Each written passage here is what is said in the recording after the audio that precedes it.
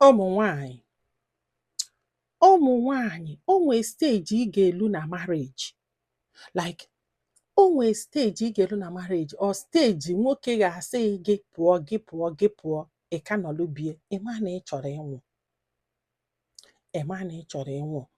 O nwelu nwoke ga-abụ na-asị gị pụọ ịjụ na ịma mpụ ọ chọba ife ọ ga-eme gị ka o wepụ gị entirely. Yes, maka na ụfọdụ n'ime unu aṅụgo iyi na unu ga-anwụ na marriage. Ya tụma ị ga-apụ je gbaa mbọ onwe gị, tụma ị ga-apụ fidio onwe gị, tụma ị ga-apụ ghọọ mmadụ ka ị nwụọ na marriage. Nwoke wee na-asị gị pụọ bịa ịjụ, o je weta akwụkwọ na kọtụ sị gị na kọtụ sị gị pụọ ịjụ, ọ sị gị na iwu ndị na ị ga-apụ ịjụ, ijesi bata ọ tụpụrụ gị ngwongwo gị n'ilo ịjụ. Kedu ife ịchọ ka o gbuo gị egbuo ka ị wee pụọ? Ọ kụọ gị ife n'elu ya kwụsị agha kụọ gwogwo ịjụ. What else do you want? Na-abụghị gbuo m. Is either na nnọlụ ọ na igburu m ka m nwụrụ jebe. O nwere ife ọzọ m fụrụ ị chọrọ na-abụghị eluigwe ga-akwụ ụgwọ. O nwere ife ọzọ mmadụ ya na-ayọ gị pụọ na achọzi ịnọlụ. Mana the worst part of our country is that na agbọrọ m ka nwaanyị ga-esi bata be gị ma ọlụ gị ụmụ na-anọ one day esi ya chọrọ ụmụ ya ka ha pụọ. Ịbụ ụchụ ya chere ụmụ ya ka ọ pụọ, ụmụ iji utugwu wee mụ. Ekwesịrị di na nwunye so okwu, as long as na nwaanyị afọ kpọọ ụmụaka, gị nwa bụ nwoke kwesịrị ịpụ, not the other way round.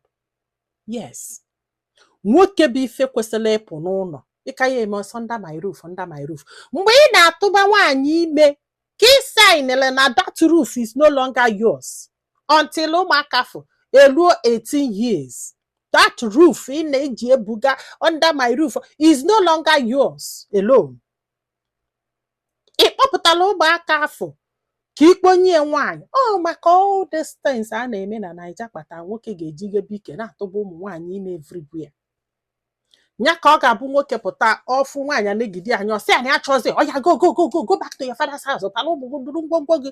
Ọ bụrụ na edobeli etu esi dobie here, before ị chụọ nwaanyị provide a roof over isi ya na ụmụaka. Yes, ọ bụgodu na ị chọrọ ka fa nọrọ n'ụlọ, ị ha ya alụfụ na ị ga-akwụ ụgwọ for 18 years. Ịkwụkata ịkwụgwọ, they will come back to the house. Na ala adapụ gị chịpụta nwaanyị ụmụ na-anọ isi anya kpolu ha jebe ebe. Mgbe ị bịara ịnụ ya, one ka eji kpọrọ gị aka? No, mgbe ị bịara ịnụ that woman, ụmụaka na one ka eji kpọrọ gị aka? Ị ga-ejebe mmadụ n'ụlọ ofu onye. After years isi anya na-abịa nna ya with ụmụ na-anọ with ụmụ na-atọ. In fact, Nigerian gọọmenti unu bụ ụchụ fia. Nwere ofu ihe unu tigbunwụlụra. Ụmụ nwaanyị a na-akwụgharị weta ụmụaka wee na-erezi ihe a ha na-erezi alone si na nwoke. Look at what they are raising everywhere. Naanị ihe akanogori efulefu a na-erezi amara their right and the wrong. Not all of them. Amara their left to their right, because where is their father? Akanogori nna fa kedu ebe ọ nọ? Ọ nọ with utu nwaanyị ọzọ ọ ga-ahapụ very soon. Yes, maka na nwoke ọbụla hapụrụ nwaanyị nke izizi nwelu 50, no, 80% chances of ịhapụ the second one.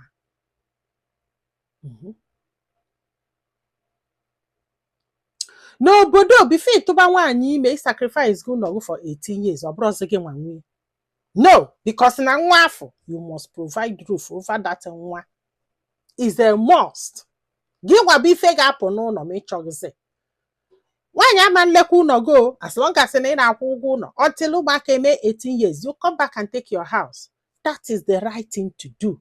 And not ịchịpụta nwaanyị ụmụaka, ịchụpụ ya na ụmụaka, ibizielu n'ụlọ dagalụsọ kpọta nwaanyị ọzọ na-awụ ya na-esi ibongi irugarije. That is very wrong.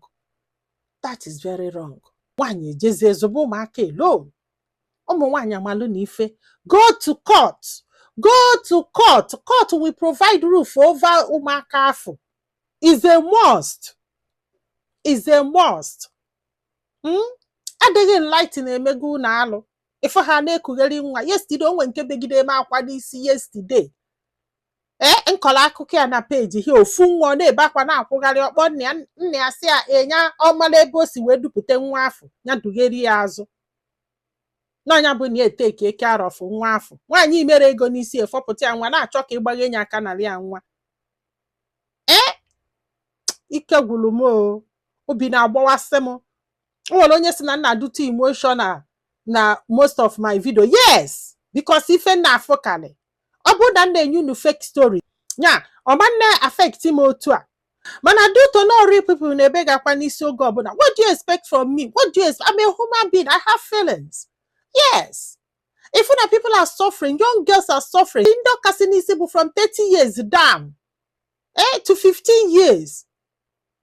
To 15 years. I wish na well enough to give, because a lot of them need the help to stand on their feet.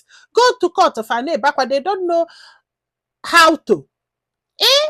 Ọ bụrụ na ọgwụ onye na-ebe gbala niile nke ọ ga-enye m ọ nọmba ọ ga-enye m ga na-enyefa to help them, for them to start from there. Because anọrọ m Naija, ọ bụ na nọ Naija, I would have find a way. Onye ọ ga-abụ mkpọrọ nye gị nọmba onye afọ, ikpe onye afọ, or direct how to do it, how to go about it. I'm telling you. Ndị na-feel the same way nsi feel. But anọrọ m nso obi ọ na-egbujisi m aka na ụkwụ. Ama m etu m ga-esi ime na-abụghị pour my emotions out. What do you expect from me? Ike gwụrụ. Ụmụnne m tii n'ọnụ n'okwu a. Ndị be anyị, daalụnụ ka ọ dị n'ụbọchị ọzọ.